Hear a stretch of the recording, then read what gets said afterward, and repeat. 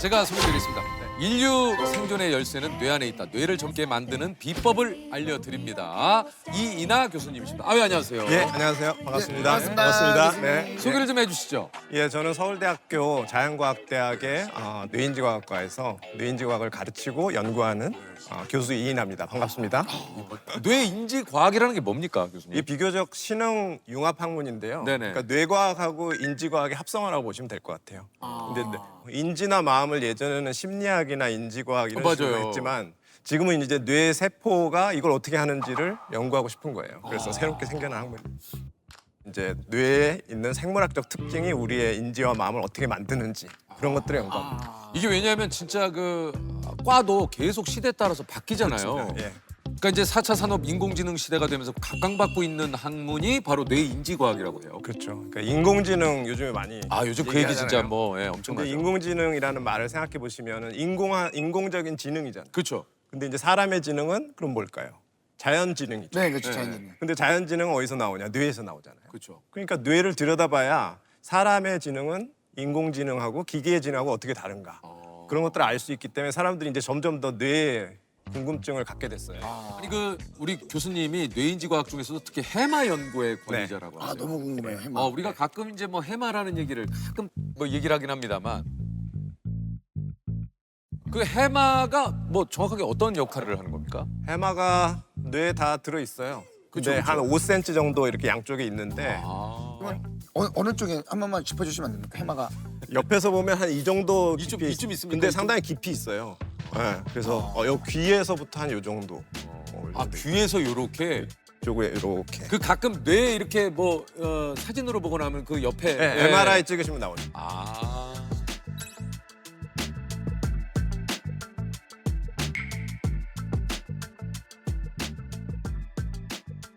해마는 그 쉽게 말하면 그냥 자기 앞에서 벌어진 즉석에서 벌어진 일들을 한 번만 벌어도 다 기억합니다. 근데 그게 평생 쌓이면은 엄청난 기억이 되겠죠? 그렇겠죠. 근데 그 기억을 가지고 사실은 이제 앞날을 예측하고 미래를 대비하고 시뮬레이션 해보고 뭐 그런 역할을 하기 때문에 이게 없으면 일상생활이 안 되는 되게 중요한 영역이에요. 근데 과거를 떠올리기 위한 영역이라기보다는 과거를 바탕으로 미래를 대비하기 위한 영역이기 때문에 해마가 손상되면은 일단 미래에 무슨 일이 벌어져도 대비가 안 돼요. 원래 기억은 뇌인지과학적으로는 미래를 위한 겁니다. 과거를 붙잡기 위한 게 아니고. 그렇군요. 아니 이게 인공지능으로는 구현이 불가능하다고 그래요, 해마가요? 지금의 그 인공지능 기술 가장 발달된 거 보면 기계학습이라고 부르잖아요. 기계학습은 사실은 엄청난 데이터, 빅데이터라고 부르는 거. 여러분이 인터넷 쓰고 그걸 바탕으로 무한한 반복을 통해서 거기서 어떤 패턴을 추출하는 그런 지능이거든요, 인공지능은. 근데 예를 들어서 뭐 조세호 씨 어젯밤에 뭐 드셨어요? 그러면 생각이 나죠? 나죠. 나죠. 그런 거는 인공지능이 그 기억을 형성할 수가 없으니까 원샷 러닝이라고 하는데 네. 한 번만 보고 기억하는 거는 지금 인공지능 기술로는 불가능합니다. 근데 사람은 해마는 그걸 하거든요. 그러니까 인공지능은 여러 가지의 방대한 데이터를 학습을 해서 그것에 대한 패턴을 이끈다. 그렇죠. 예, 근데 해마는 그게 아니라 한 번의 어떤 상황을 가지고 미래를 또 예측할 수 그렇죠. 있는. 자기 경험을 그냥 부여잡는 거죠, 계속. 아니 그 어찌됐든 이게 생존이랑 어떻게 보면 직접적으로 좀 연결이 된 만큼 예. 해마가 진짜 굉장히 중요한 것 같은데 이게 손상이 되면 어떤 일이 일어나는 겁니까? 해마가 손상되면 기본적으로 새로운 그 일화 기억이라고 하는데 에피소딩 메모리라고 하는데 새로운 사건이 벌어져도 기록이 안 되는 거예요. 그러니까 계속해서 자기는 그냥 찰나에 사는 거죠. 그러니까 뭔가가 벌어지면 기억했다가 그 다음 벌어진 일하고 이렇게 순서를 기억하고 그래야 어떤 스토리가 되잖아요. 네, 그렇죠. 그게 안 되는 거예요. 그러니까 사실은 밖에 나갈 수가 없죠. 이게 적응이 안 되고. 그 치매도 어떻게 보면 이런 해마의 손상이나 이런 게 맞습니다. 있을 수 있는 건가요? 특히 알츠하이머성 치매는 해마가 가장 먼저 손상을 입기 시작하기 때문에 점점 자기가 자기의 정체성으로 갖고 있던 기억들이 다 날아가고 주변 사람들을 못 알아보고 이것도 해마의 손상과 연관이 돼 있는 거고. 굉장히 손상되기 쉬운 영역 중에 하나예요. 그러니까 실제로 뭐 잦은 음주 때문에 막 해마가 손상된다. 요거는 좀 다른 그 의견이군요. 알코올은 해마에 치명적입니다. 그래서 필름 끊긴다고 그러잖아요. 블랙아웃. 그게 해마가 일시적으로 마비되면 앞에서 일어난 일이 기록이 안 돼요. 그러니까 기억이 안 나요. 그러니까 젊은 사람들도 특히 이제 그거를 막 무용담처럼 얘기하잖아요. 그러니까요. 근데 내가 어제 막 필링 근데 집에 왔어. 근데 그 자랑이 아니거든요. 그거 계속 그렇게 되면은 나중에 이제 나이 들어서 굉장히 심각한 현상이 나타날 수 있어요. 그러니까요. 아니 그렇다면 이게 이제 해마를 어떻게 해야 좀 건강하게 유지를 할 수가 있습니까? 일단은 해마가 좋아하는 것들이 어떤 장소에서 어떤 시간적인 순서로 어떤 일이 일어나는 걸 기록하는 거예요. 마치 영화를 보듯이. 그런 걸 이제 받아들인 다음에 그 다음에 그걸 꺼내봐야 돼요. 근데 지금 이제 요즘에 이제 뭐 미디어도 많이 보고 젊은이들이 그렇지만은 보기만 하고 꺼내질 않잖아요. 그러니까 뭐 일기도 써보고 자꾸 이렇게 꺼내보고 왕성하게 하면 해마는 나빠지지 않을 겁니다. 그 사실 저희가 이제 교수님 얘기를 듣고 보니까 저희가 이제 모이게 되면 그런 얘기. 야 근데 어제 있잖아 그 이런 일이 있었는데 이걸 먹었는데 야 그거 너무 맛있더라. 거기 한번 가봐. 그러니까 이런 일상의 어떤 대화. 그게 굉장히 중요한 거예요. 그러니까 예를 들어서 뭐 옛날에 전원일기 같은 거 보면은 시골에서는 막 남의 집에 숟가락 몇 개 있는지 알 아시죠? 정도로 그 도시 사람이 가면 야 이거 프라이버시 아닌가 이런 것까지 막 물어보고 그러니까 너무 자세하게 막 일상생활에 대해서 물어보는데 사실은 그렇게 물어봐 주는 사람이 있는 게 해마를 계속 괴롭히는 거거든요. 근데 요즘에 이제 현대인들은 서로 대화가 별로 없고 그렇죠. 그러다 보니까 이 자기가 형성한 기억을 꺼내볼 일이 별로 없는 거예요. 그러다 보면은 이제 해마가 쓰일 일이 별로 없겠죠. 그럼 저는 사실은 좀 왜 이렇게 말이 많아 할 정도로 뭔가를 얘기하는 걸 좋아하거든요. 네. 이거 도움이 될 수 있는 거네요. 그건 완벽한 그 해마 트레인 하는 방법이죠. 근데 매일 술을 먹는 건 어떻습니까? 그건 안 좋은 방법. 그럼 그대로예요? 그러니까 매일 술을 마시면서 매일 얘기를 하거든요. 근데 한 가지 제가 말씀드리고 싶은 거는 해마는 맥락을 기억하기 때문에 맥락이 중요하고 디테일은 좀 이렇게 어설퍼요. 왜냐하면 원샷이기 때문에 빨리 기억해야 되기 때문에 그래서 디테일을 기억하려고 자꾸 애를 쓰고 약간 괴롭혀줘야 됩니다, 해마를. 근데 가끔 가다가 저는 진짜 신기하게도 어릴 때 기억이 굉장히 많아서 그래요. 항상 부모님하고 식사하다 보면은 그때 엄마가 그거 입었잖아요. 뭐 했잖아요. 제가 그 디테일하게 기억이 그게 나요. 좀 있거든요. 그것도 약간 해마랑 관련이 돼 있는. 그럼요. 아마 찍어보면 해마가 좀 크시지 않을까 그런 생각도 듭니다. 해마가 크면 그만큼 기억을 많이 하는 거예요. 해마가 자주 쓰면 커집니다. 이게 또 그게 예, 있구나. 예.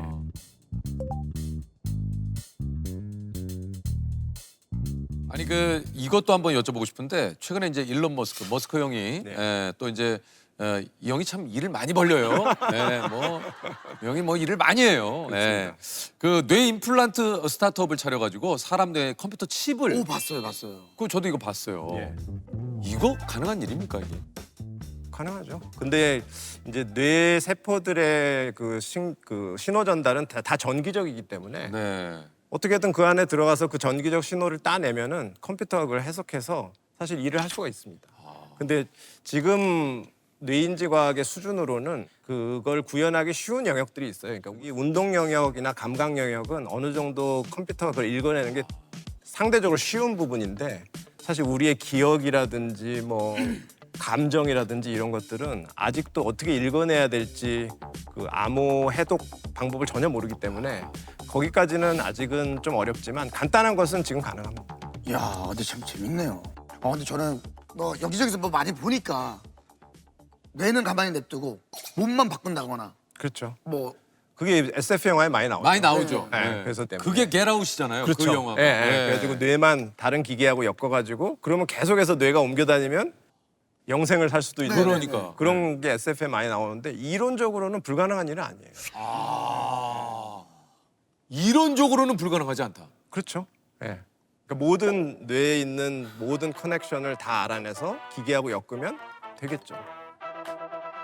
와, 그럼 뇌는 복제가 안 되겠죠. 아주 먼 미래에는 가능할 거라고 봅니다. 근데 이제 그 윤리적으로 아주 문제가 많기 때문에 그렇죠. 예, 조심해야죠. 근데 인공지능이 요즘 그것도 좀 뭐 얘기 많지 않습니까? 속이는 어떤 게임에서 이제 그 네, 예. 인공지능을 통해서 예. 게임을 하게 했는데 그 게임에서 인공지능이 속이더래요. 인간을. 그 인공지능이 학습하는 데이터라는 게 사실은 굉장히 순도가 높은 데이터만 있으면 그런 일이 안 일어날 텐데 사실 사람들이 속인 데이터도 있고 뭐 굉장히 많은 그 오염된 데이터들이 있을 거 아니에요. 그런 것들이 이제 들어가다 보니까 그런 거를 인공지능은 이제 윤리의식이나 뭔가 이 세상에 대한 이해가 없기 때문에 그냥 무작정 그 안에 있는 패턴을 배우는 거예요. 그러다 보면은 이제 속임수도 쓰고 알게 모르게 근데 사람들이 내가 하는 일을 방해하는 것 같은데 이거 좀 어떻게 해야 되지 않나 자기가 이상한 생각을 하게 되면 이제 어떻게 될지 모르죠. 사람한테 위험할 수도 있죠. 그리고 신기하다. 뇌에 관한 속설들이 좀 있어요. 네. 이것을 OX판으로 한번 여쭤보도록 하겠습니다. 예. 첫 번째, 머리가 크면 뇌도 커서 똑똑하다. 조세 얼굴이 뭐 대알통이 뭐 이렇게 크게 나와? 왜 그래? 제가 앞에 있으니까 크게 나오죠. 하나, 둘, 셋. 머리 크기와 저 똑똑한 건 아무 상관이 없습니다. 아, 이건 어, 상관이 뇌 크기네, 뇌 크기. 뇌 크기도 별 상관 없습니다. 없어요? 예. 그러니까 뇌에 있는 세포들이 만드는 신경망이 어떻게 효율적으로 일을 하느냐가 문제지 사실은 뇌 세포의 수가 많다고 꼭 좋은 건 아니고 그래서 뇌의 뭐 크기를 재거나 볼륨을 재거나 하는 거는 사실은 지능을 판별하는데 그렇게 도움이 되지 않습니다. 가끔 애니메이션에서 옛날에 보면은 그 과학자분들의 머리가 되게 크게 이렇게 표현이 맞아요. 그 뇌가 이렇게 그죠? 로봇 만드는 박사님들 머리가 되게 커졌어요. 막 얼굴은 요만한데 그래, 뇌만 막 이만한 박사님. 아, 그건 아니군요. 뭔가 직관적으로 크면 우수하다는 아. 그런 생각들이 있지만 뇌는 그렇지 않습니다. 사람은 평생 살면서 뇌의 10%만 사용한다.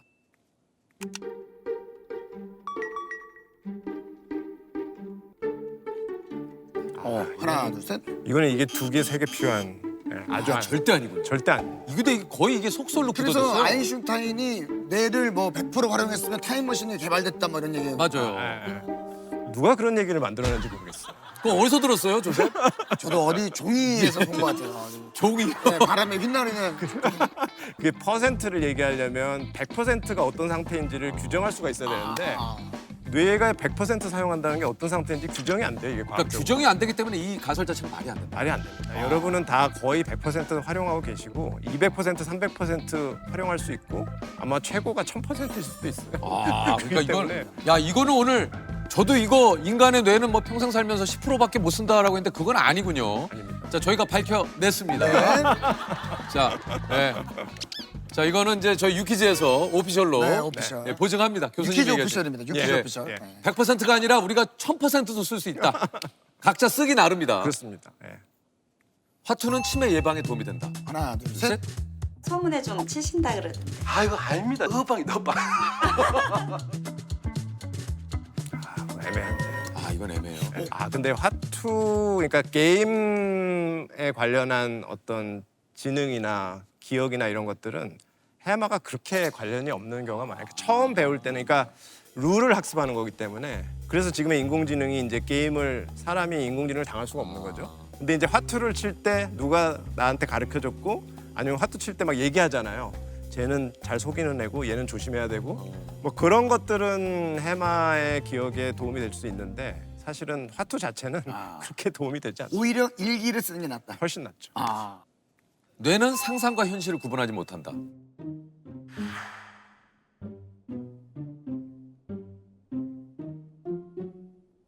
그거는 맞는 말이에요. 진짜요? 예. 꿈에 봤던 거를 자기가 실제로 봤던 걸로 착각해서 그런 게 이제 데자부 같은 현상. 그러니까 맞아, 맞아. 그런 것도 이게 현실이라고 착각하고 그래서 뇌는 사실은 인풋이 있으면 그냥 그럴듯하면은 전부 다 현실로 받아들이기 때문에 조심해야죠, 사실. 조심해야죠. 예. 야, 예. 무섭네요. 예. 이것도 궁금합니다. 견과류를 먹으면 뇌 건강에 도움이 된다.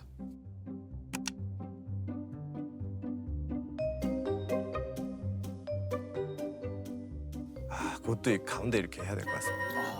한참 견과류의 그 맞아요. 많았죠. 호두 모양은 뇌랑 뇌 비슷한 모양.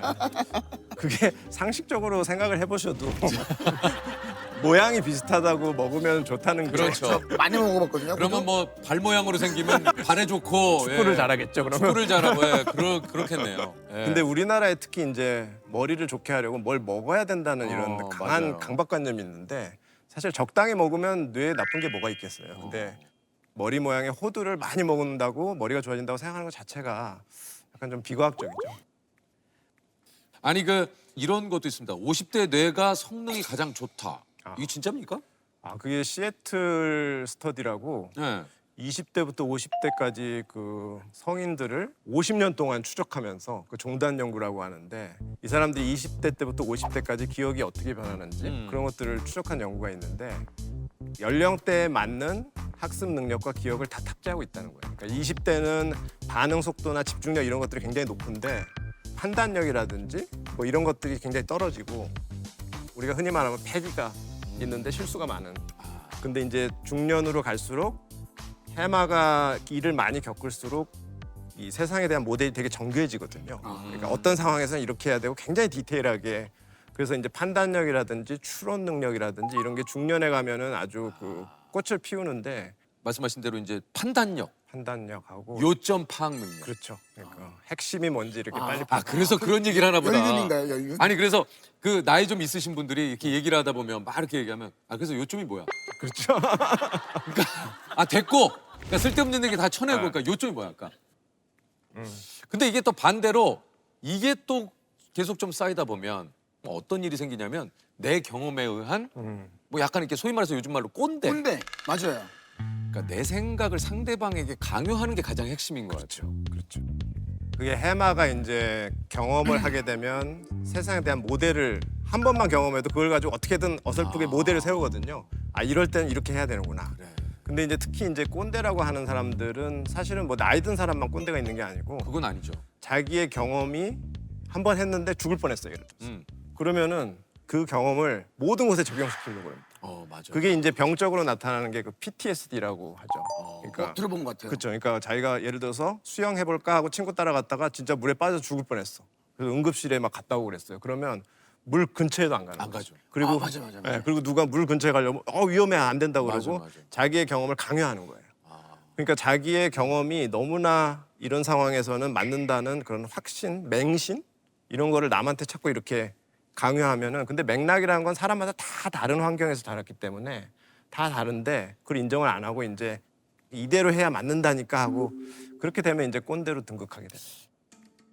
해마가 어떤 일을 겪으면 그 대부분은 뭐 일상적인 일들은 그냥 그렇게 망각이 되는 경우가 많아요. 중요한 것만. 근데 이제 뇌가 이거는 절대 망각하면 안 돼라고 하는 시그널을 받을 때가 있는데 이 시그널이 너무 강하면은 그런 게 이제 죽을 뻔한 경우에 혹은 자기가 강도를 만났는데 막 목에다 칼을 들이대고 근데 진짜 죽는 줄 알았다. 그 극심한 공포 그런 게 있으면 그 기억이 편도체라고 그 해마 끝에 붙어 있는 공포, 불안, 정서적인 반응 담당하는 되게 유명한 영역인데 여기가 쓰지 않으면 잊혀져야 되는데 쓰지 않아도 안 잊혀지게 이제 과학습이 된 거죠.